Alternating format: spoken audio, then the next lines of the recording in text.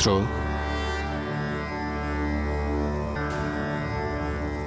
আমি তোমার ১.৫ মাসের এই কঠোর তপস্যা দেখে অত্যন্ত প্রসন্ন হয়েছি।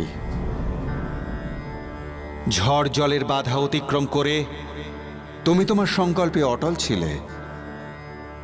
তোমার এই শ্রদ্ধা আর ভক্তির ফল দেবার সময় এবার এসে গেছে।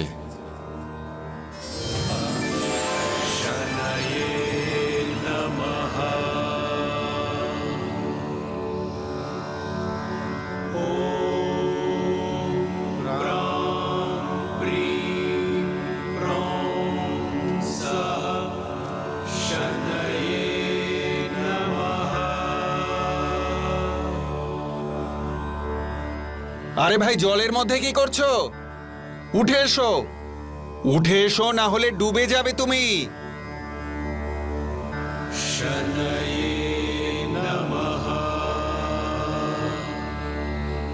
আরে ভাই, উঠে এসো।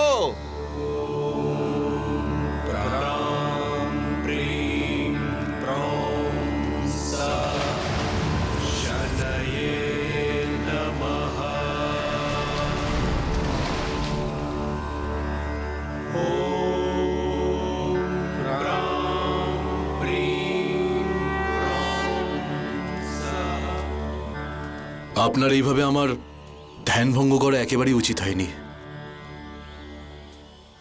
আরে বেঁচে থাকলে তবেই না তপস্যা করবে। এমন কি দুঃখ যার কি আর জন্য বলবো, ১২ বছর ধরে যে আপনজনদের পাওয়ার জন্য অপেক্ষা করছিলাম, সেই দাদারাই আমাকে আর চিনতে অস্বীকার করলো।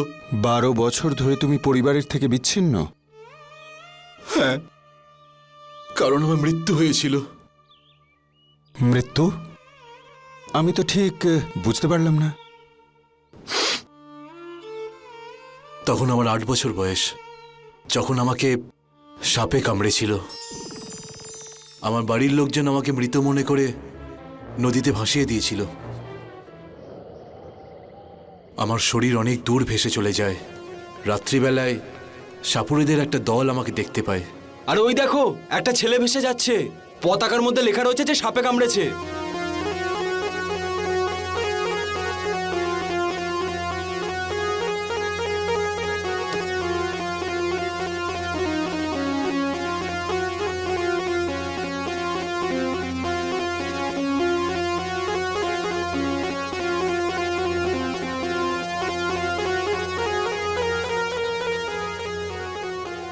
চলো, একে গ্রামে নিয়ে যাওয়া যাক। দাদু, দাদু দেখো, বাচ্চাটাকে দাদু, সাপে কামড়েছে। দাদু, দেখো, একটা বাচ্চা পাওয়া দাদু, গেছে। তুমি কোথায়? দাদু, দাদু দেখো, দাদু, দেখো। এদিকে আসো। দাদু, একটা বাচ্চা পাওয়া গেছে। দাদু, এই দেখো, এই বাচ্চাটাকে দাদু, আমরা পেয়েছি। দাদু, দাদু, তাড়াতাড়ি দেখো, দাদু। কোথায়?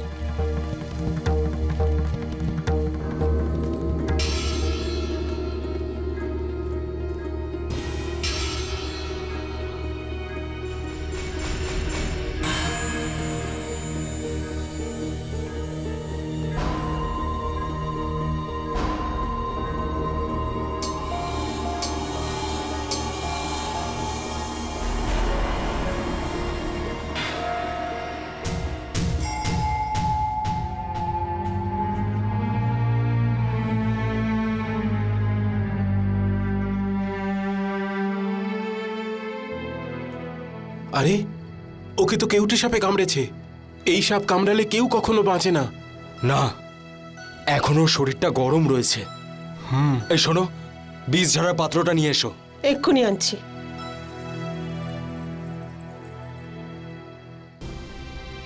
এই নাও।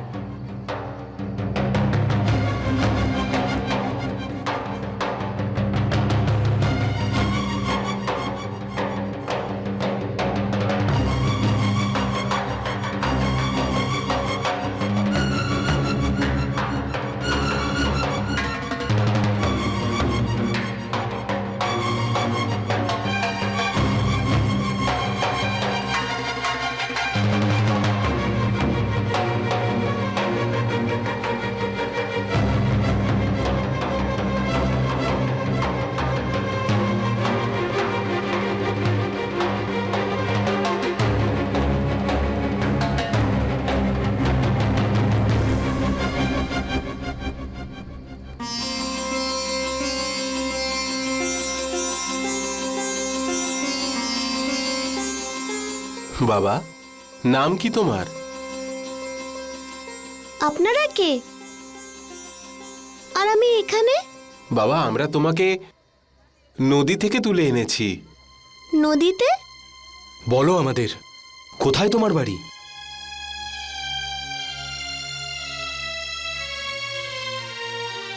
গ্রামে। আচ্ছা, তোমার বাবার নাম কি? আমার বাবার নাম ধনপাল। গ্রামেই আমাদের বাড়ি আছে। কোন গ্রামে বাবা? বাবা, মনে করো তুমি কোন গ্রামে থাকতে? আমার শুধু আমার বাবার নাম মনে ছিল, গ্রামের নয়। সাপুরেরা আমার বাবার নাম ধরে আমার গ্রাম খুঁজে বের করার চেষ্টা করেছিল, কিন্তু আমার বাড়ির লোকজনের কোনো খোঁজই পাওয়া যায়নি।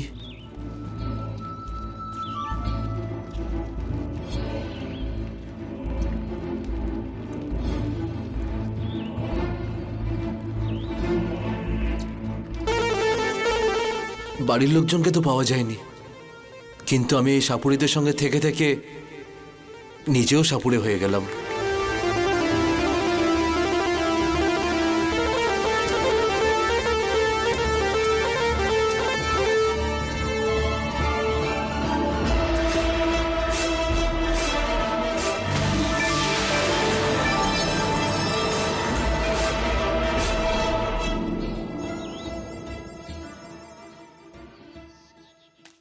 একদিন আমাদের দল এই গ্রামে এসে পৌঁছালো। ওই দিন আমি গ্রামবাসীদের সাপের খেলা দেখাচ্ছিলাম।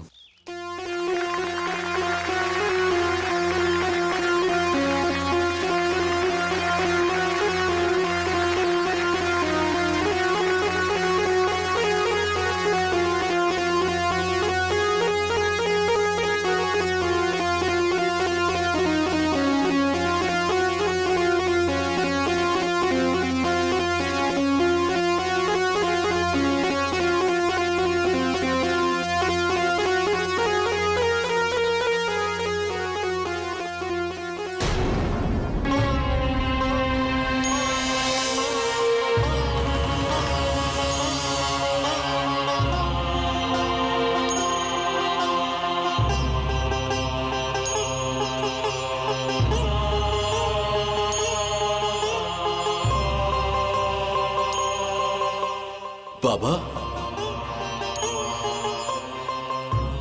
আরে উনি তো আমার বাবা। বাবা,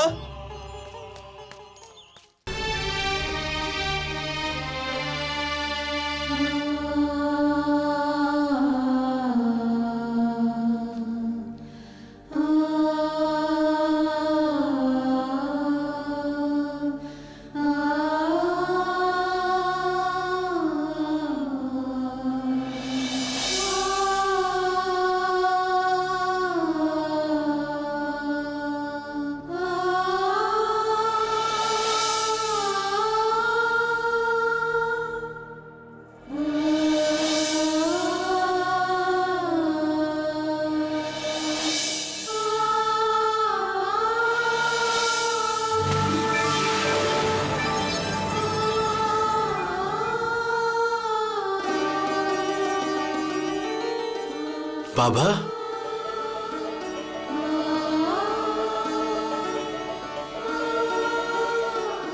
বাবা, বাবা, কেমন আছো তুমি? চিনতে পারছো আমাকে? আমি তোমার রাকেশ, তোমার ছোট ছেলে।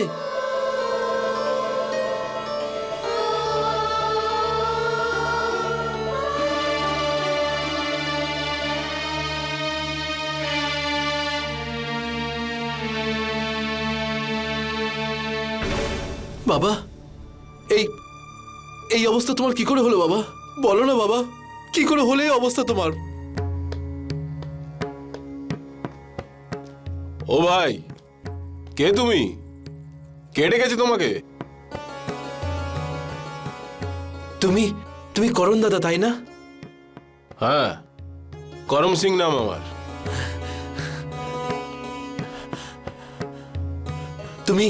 তুমি ধরম দাদা, তাই না? ধরম সিং, এখানে কি চাই তোর? দাদা, আমি রাকেশ, তোমাদের ছোট ভাই। ওই পাগল হয়ে গেছিস নাকি তুই? এই মজা অন্য কোথাও গিয়ে করিস। আমার ভাই অনেক বছর আগে মারা গেছে। দাদা, আমি আমি সেই রাকেশ দাদা। দাদা, সাপুরেরা 20 বার করে আমাকে বাঁচিয়েছিল। তখন থেকে আমি তোমাদের দেখার জন্য উতলা হয়েছিলাম। ভগবানের অশেষ কৃপা যে আমি আমার পরিবারকে খুঁজে পেয়েছি। পরিবার? কিসের পরিবার? কার পরিবার? সাপুরে তোর মাথা খারাপ হয়ে যায়নি তো? বেরিয়ে যা এখান থেকে।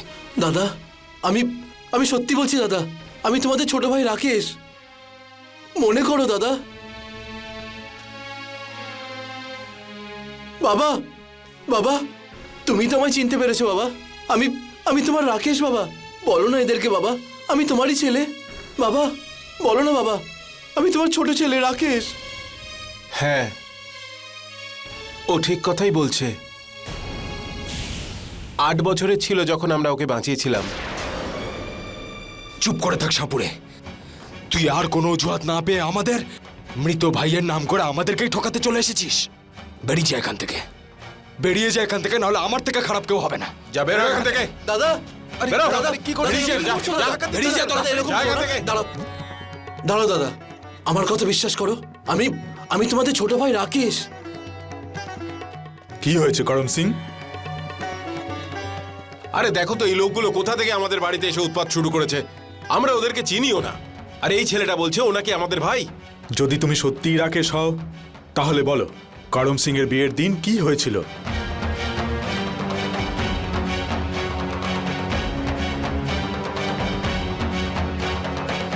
বিয়ের দিন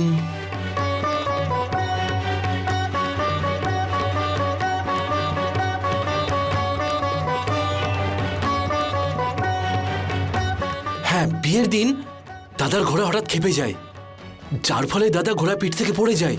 আর আর দাদার পাও ভেঙে গেছিল।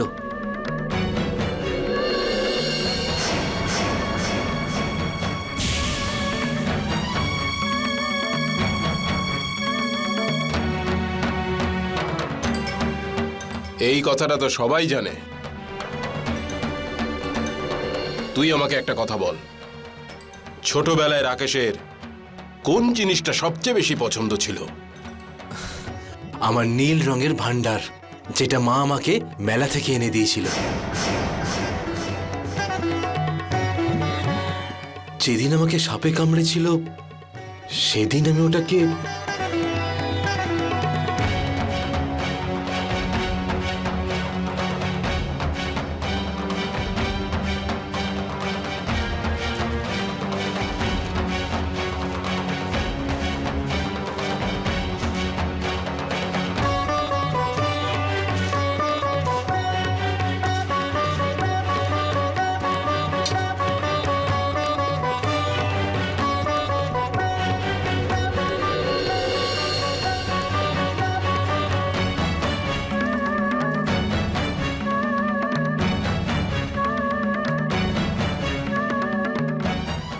এই সেই ভান্ডার।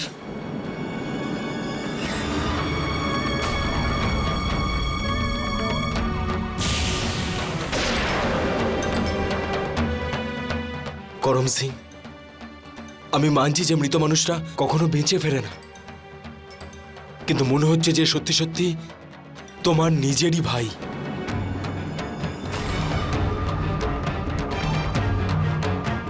আরে ও আমাদের কেউ হয় না। এতদিন যখন আমরা গরিব ছিলাম তখনও কোথায় ছিল, আর আজ যখন আমাদের দুটো পয়সা হয়েছে এসে গেছে ভাই হওয়ার জন্যে। আরে আপনারা সবাই এখানে দাঁড়িয়ে দাঁড়িয়ে কি দেখছেন? বের করে দিন বাড়ি থেকে। যা বেরো এখান থেকে। আরে দাদা, কি করছেন? আমার কথা শোনো। যা বেরিয়ে যা, যা বেরো বাড়ি থেকে।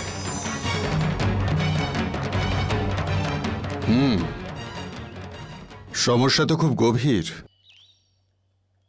ধনসম্পত্তির লোভে তোমার ভাইরা তোমাকে চিনেও চিনতে পারল না। সম্পদের মোহে ওরা রক্তের সম্পর্কও ভুলে গেল। একটা কাজ করো, যে ভাই তোমাকে ছোটবেলায় সবচাইতে বেশি ভালোবাসতো তার সঙ্গে দেখা করো। কোনো লাভ হবে না। দাদা দাদা আমাকে দেখলেই তাড়িয়ে দেবে। আমার কথা শুনে একবার চেষ্টা তো করো। যখন কেউ রাস্তা ভুলে যায় তখন তাকে রাস্তা দেখানোর জন্য চেষ্টা করতে হয়।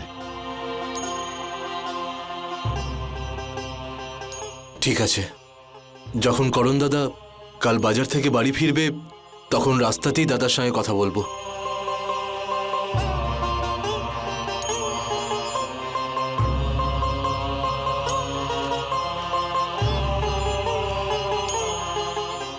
আরও একবার তোমার ভাইদের মনেতে তোমার প্রতি প্রেম আর ভালোবাসা জাগিয়ে তুলতে হবে। তুমি আমার কঠিন সাধনা করেছ, তার ফল তো তুমি অবশ্যই পাবে।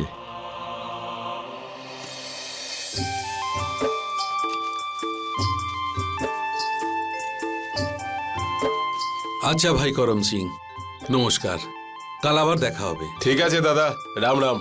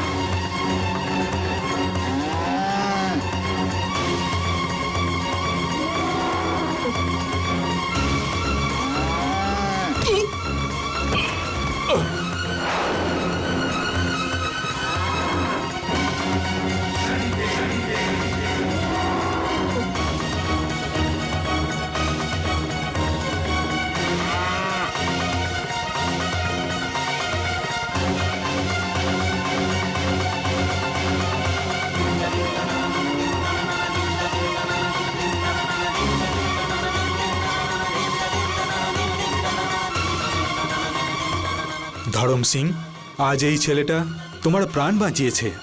বিপদের সময় আপনজনরাই সাহায্য করে। বিশ্বাস করো আর না করো, এই ছেলেটা তোমারই ভাই।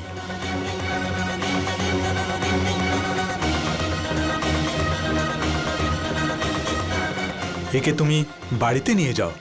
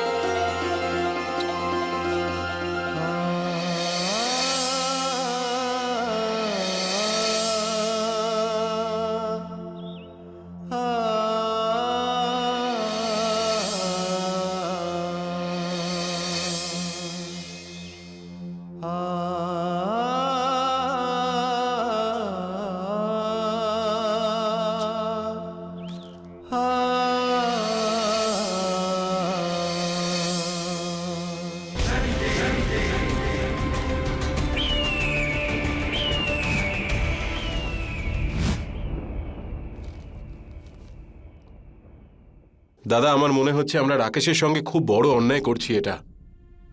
দেখো দাদা, রাকেশেরও এই বাড়ির ওপর ততটাই অধিকার যতটা আমাদের, আর ওকে ওর অধিকার দেওয়া উচিত। যেই ও তোমাকে ষাঁড়ের থেকে বাঁচালো, এখন তুমি ওর হয়েই কথা বলছো? আরে আমরা তো ওর কোনোদিন শত্রু ছিলাম না, কিন্তু ও তোমাদের ভাই হতেই পারে না। ও আসলে একটা জোচ্চোর। দেখো, তুমি এরকম ভাবে বলো না। দাদা দাদা, আমি ওর চোখে আমাদের ছোটবেলার আদরের রাকেশকে দেখেছি। যদি আমরা ধরেও নিই যে ও রাকেশ, তাহলে কিন্তু আমরা নিজেদের জন্যই বিপদ ডেকে আনছি।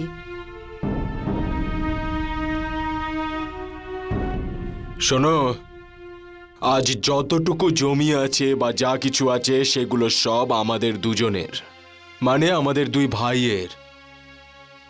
কাল যদি তৃতীয় ভাই আবার চলে আসে তাহলে ওকেও আমাদের ভাগ দিতে হবে। এটা তো সেই একই ব্যাপার হয়ে যাবে যে আমরা নিজেদের বিপদ নিজেরাই ডেকে আনছি। আমার কথা শোন কর্মা, তুই ওকে ভুলে যা।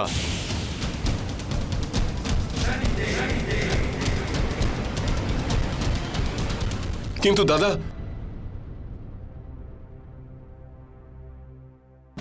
তোমরা লোভের গভীর ঘুমে আচ্ছন্ন রয়েছ। এমনিতে তোমাদের ঘুম ভাঙবে না। তোমাদের ঘুম ভাঙানোর জন্যে আমায় অন্য কোনো উপায় বার করতে হবে।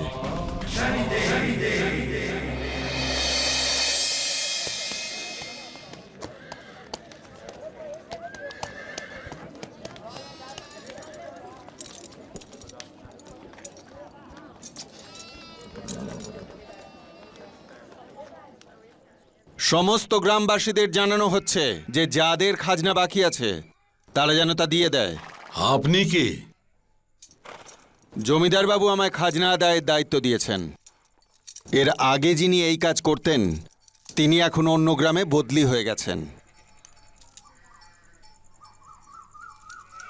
সমস্ত কৃষকদের জন্য সুখবরও আছে।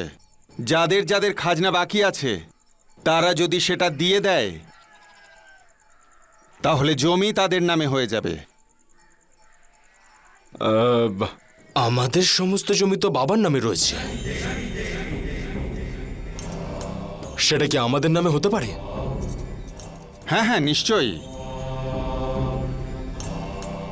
তোমার বাবার আঙুলের ছাপ দিয়ে দাও, আমি এক্ষুনি কাগজ তৈরি করে দিচ্ছি। আমরা বাকি টাকা আর বাবাকে নিয়ে এক্ষুনি আসছি। চল।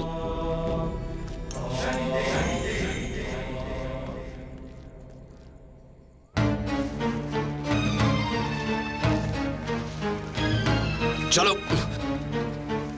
ভাই, চল তাড়াতাড়ি, চল তাড়াতাড়ি। হ্যাঁ, তাড়াতাড়ি চলো।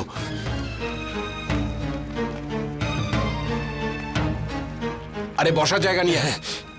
বসা বসা। না, বসাও সাবধানে বাবাকে। এই যে এই নিন, নিয়ে এসছি বাবাকে আমরা। বলুন কোথায় আঙুলের ছাপ দিতে হবে, এখনই দিয়ে দিচ্ছি।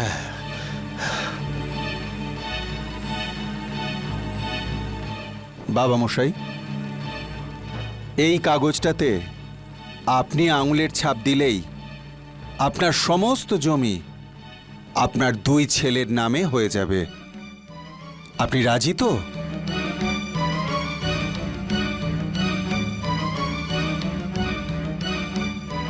আপনার আর কোনো ছেলে নেই তো?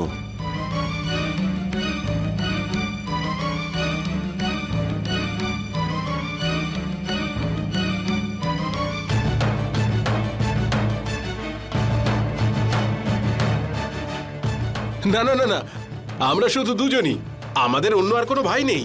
আমরা শুধু দুই ভাই।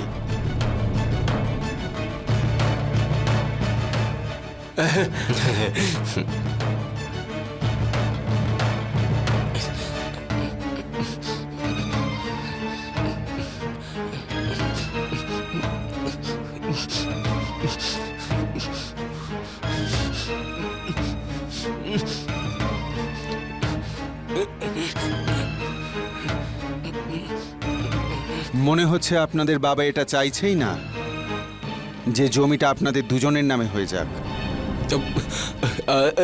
না না, আসলে এই সমস্ত জমি তো আমাদেরই, মানে আমাদের দুই ভাইয়ের। কর্মা, কাগজটা নিয়ে। হ্যাঁ,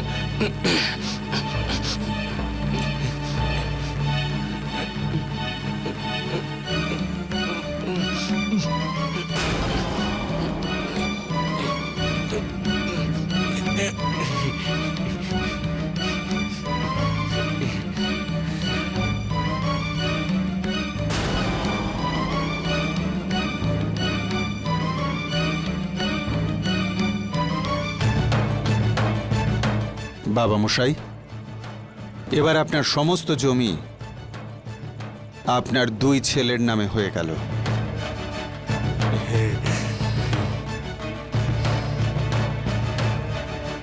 আপনারা দুজন এই জমির পাকা কাগজপত্র 3 দিনের মধ্যেই পেয়ে যাবেন। এই নিন আপনার খাজনার বাকি টাকা।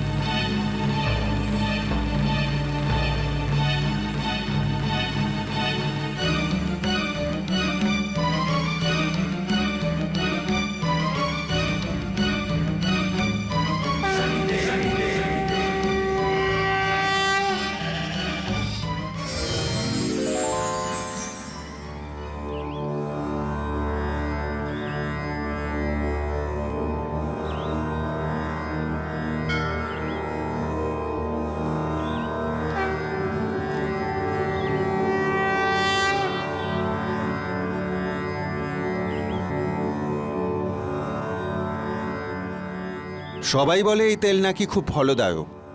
যদি রোজ এই তেল দিয়ে তোমার বাবাকে মালিশ করো তাহলে উনি নিশ্চয়ই ঠিক হয়ে যাবেন।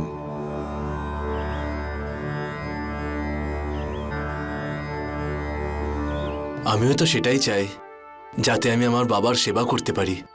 কিন্তু কিন্তু ওরা আমাকে বাড়িতে ঢুকতেই দেবে না। কর্ম করলে তবেই ফল পাওয়া যায়। সেই সময় বাড়িতে যেও যখন তোমার দাদা আর বৌদিরা বাড়িতে থাকবে না।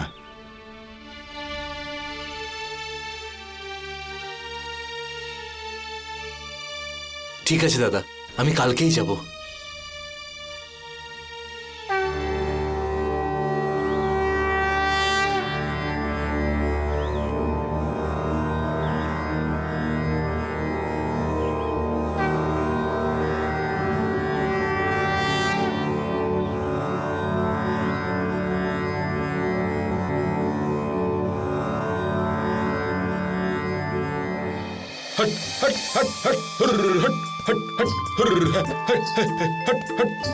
কর্মা, আজ জমিতে কাজ করতে আমার খুব ভালো লাগছে। ঠিক বলেছো দাদা, নিজেদের খেতে কাজ করার তো মজাই আলাদা।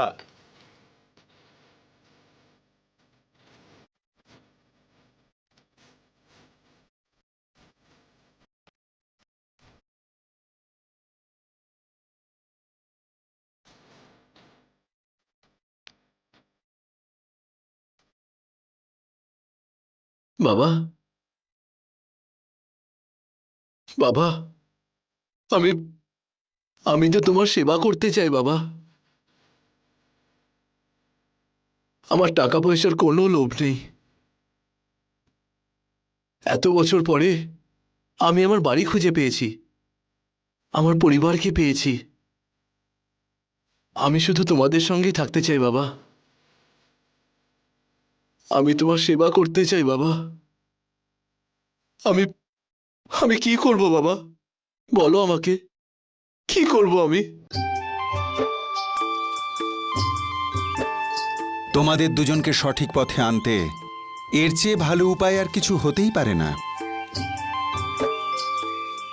যে সম্পত্তির জন্যে নিজের ভাইকে চিনতে অস্বীকার করেছ, সেই সম্পত্তি এখন আর তোমাদের নেই।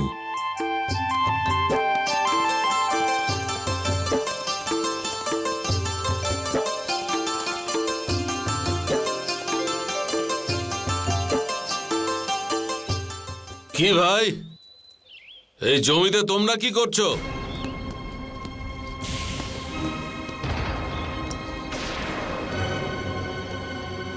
নিজের জমিতে দাঁড়িয়ে আছি, তুমি জিজ্ঞেস করার কে?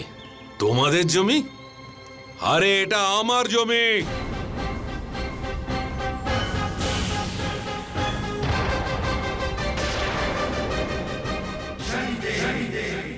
আরে এটা আমার জমি। যাও, এদের সব এখান থেকে বার করো। এই যে দাদা, আপনার মনে হচ্ছে কোথাও ভুল হচ্ছে। এই জমিটা তো আমরা বাবার খাজনা শোধ করে পেয়েছি। আমি কর আদায়কারীকে নগদ 2000 টাকা দিয়ে এই জমিটা কিনেছি।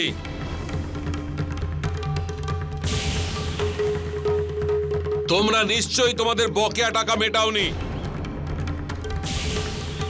সেই জন্যই কর আদায়কারী তোমাদের জমি আমাকে বেচে দিয়েছে। আমি এই জমির সমস্ত বাকি টাকা মিটিয়ে দিয়েছি। এই জমি আমাদের।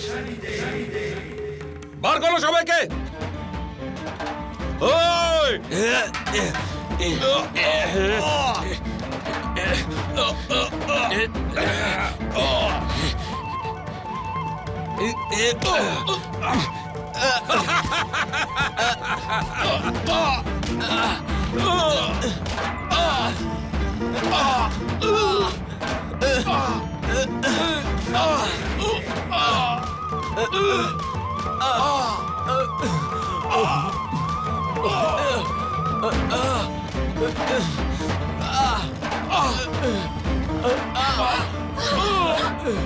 ছেড়ে দিন ওকে, মারবেন না। ছেড়ে দাও ওকে, মেরো না ওকে, মেরো না। ওঠো ওঠো, চলো।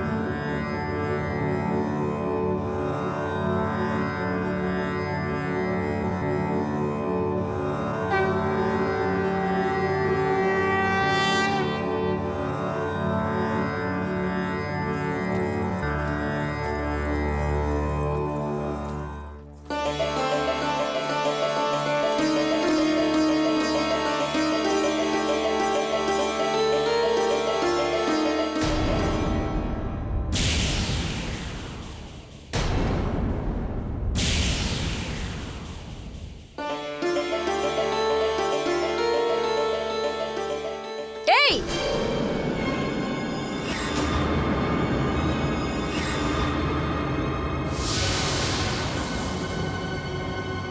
তুই বাড়ির ভেতরে কি করে ঢুকলি? তুই জবে থেকে এই গ্রামে এসেছিস, আমাদের শুধু ক্ষতির পর ক্ষতি হচ্ছে।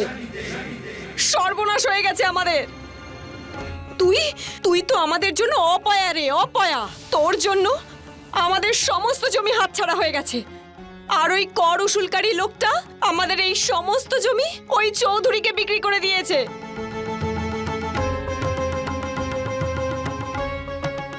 আমি বলছি চলে যা এখান থেকে, নইলে খুব খারাপ হয়ে যাবে। ও এইভাবে শুনবে না। ওকে এখান থেকে মেরে তাড়াতে হবে। আমি দেখছি। কথা শোনো দাদা। বলছি তুই বেরিয়ে যা বাড়ি থেকে। হ্যাঁ, বার করে দাও।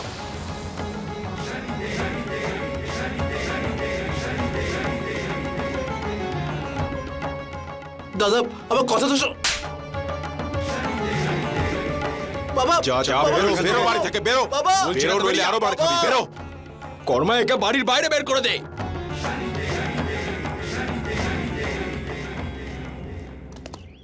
চৌধুরী বাবু, আমার দাদারা এই জমিটা ছাড়া কি করবে? কি খাবে ওরা? তোর না কি কান্না শোনার আমার কোনো ইচ্ছা নেই। তুই 2000 টাকা দিয়ে দে আর জমির কাগজ নিয়ে যা। 2000? কিন্তু কিন্তু আমার কাছে তো এত টাকা নেই। টাকা নেই? তাহলে যা এখান থেকে। চৌধুরী বাবু, চৌধুরী বাবু, চৌধুরী বাবু শুনুন না। চৌধুরী বাবু, আমি কি আপনাকে এই টাকার বদলে অন্য কিছু দিতে পারি? কি আছে তোর কাছে? আমার শ্রম। আমি আপনার এখানে যা বলবেন করতে রাজি আছি। নায়েব মশাই, আজ্ঞে মালিক। কাগজ তৈরি করো। আজ্ঞে মালিক। লেখো, 15 বছর বিনা পারিশ্রমিকে কাজ করবে, কোনো টাকা পয়সা নয়, শুধু দুবেলা দুমুঠো খেতে পাবে, আর তাও আধ পেটা। কে রাজি আছিস?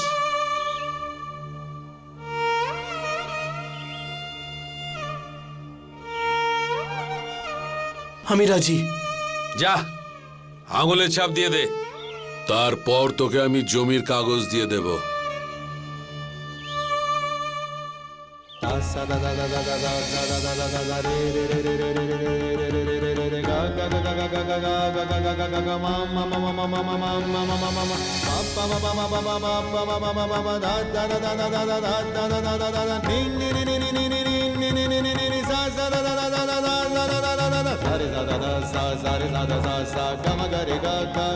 নাই মশাই, কাগজ দিয়ে দিন।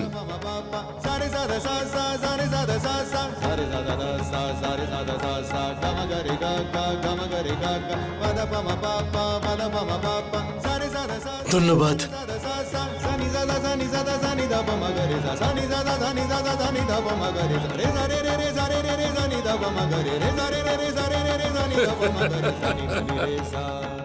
একদম পাগল ছেলে একটা, ভাইদের জন্যে নিজের জীবনটা আমার কাছে বেচে দিয়ে গেল।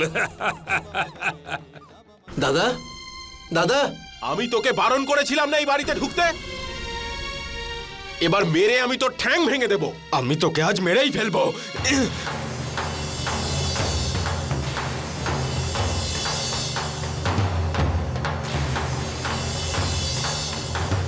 জমির কাগজ নিয়ে এসেছি।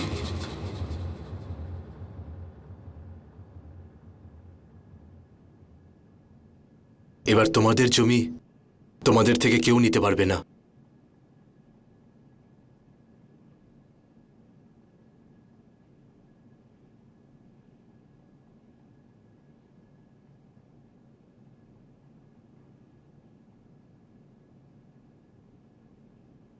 আমি এখানে তোমাদের থেকে তোমাদের খুশি কেড়ে নিতে আসিনি। আমি তো শুধু এখানে একটু খুশির খোঁজে এসেছিলাম। আমার জমির প্রতি কোনো রকম লোভ নেই, আর না টাকা পয়সার। শুধু তোমাদের ভালোবাসা পেতে চেয়েছিলাম।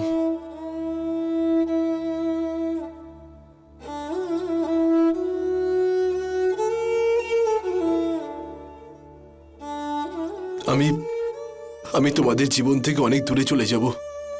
শুধু একবার আমাকে বাবার সঙ্গে দেখা করতে দাও।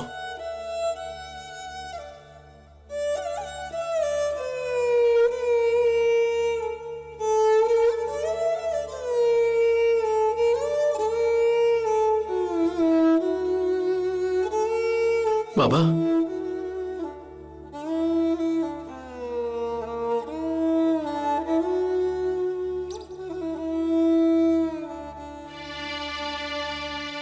বাবা,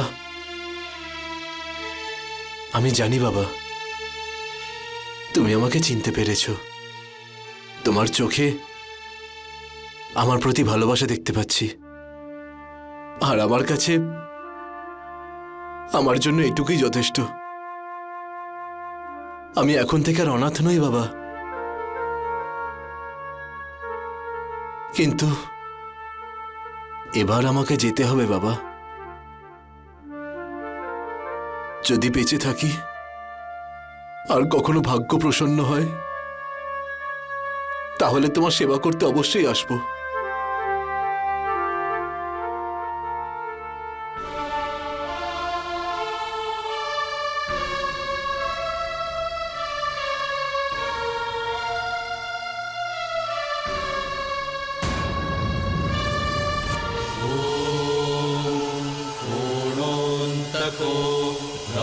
रौद्रयमोऽथ बभ्रूः कृष्णः शनिः पिङ्गलमन्दसौरिः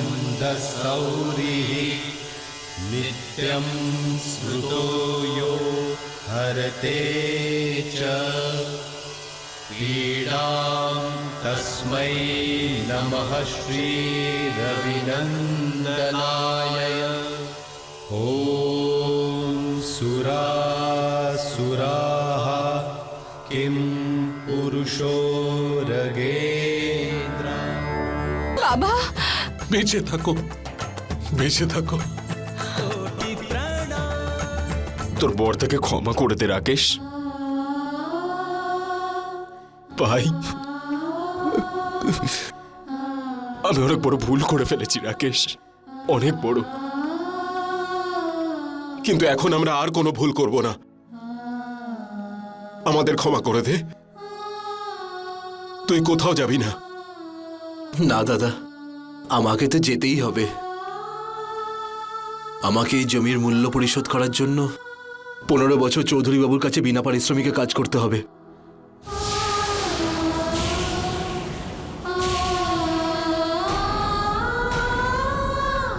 রাকেশ, এটা তুই কি করলি?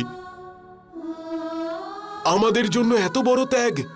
রাকেশ, রাকেশ, চৌধুরী বাবু, আপনি এখানে? এই নে ভাই, তোর কাগজটা ফিরিয়ে নে। কাগজ? কিন্তু কেন? আপনি কি ওই জমির মূল্য চান না? মূল্য তো আমি পেয়ে গেছি। পেয়ে গেছেন? ওই কর আদায়কারী সকালে এসেছিল।